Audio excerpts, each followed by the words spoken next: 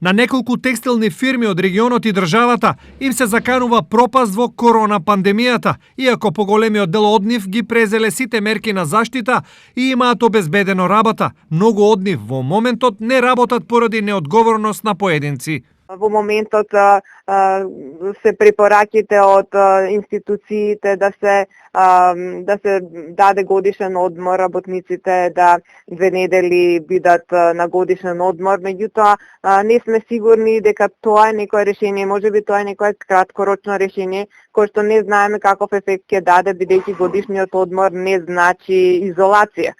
Така да, свесни сме дека веќе рестораните работат, нели комуникацијата помеѓу луѓето станува се поинтензивна. Во фабриките се колку толку запазени оние предлози и мерки за растојание, за дезинфекција, за носење маски.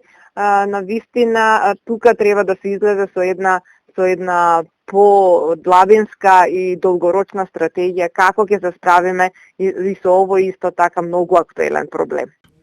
Во дел од фирмите, паралелно со епидемиолошките анкети, веќе се прават и интерни анкети за да се утврди како COVID-19 влегол во нивните фирми. Ние од првиот ден ги презедовме сите неопходни мерки, а имаме повеќе заразени работници и фирмата е затворена веќе 1 недела.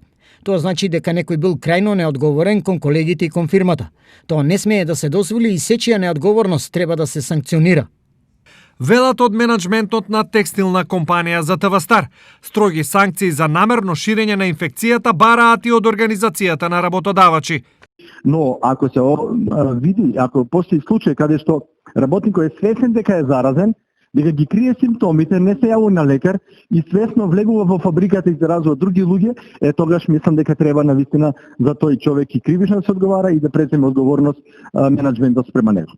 Во моментов, најмалку 12 текстилни компании од регионот биле или се уште се затворени поради вработени позитивни на COVID-19. Сите тие се на чекор до пропаст, зашто производството и испораката се прекинати.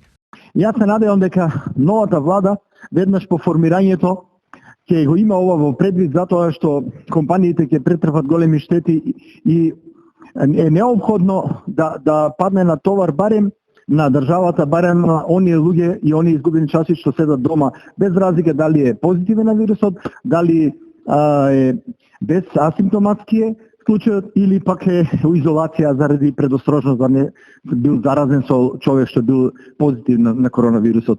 Најпогодени од оваа состојба се Штипи Свети Николе, каде речиси 2/3 од активните корона случаи се лица вработени во текстилната индустрија.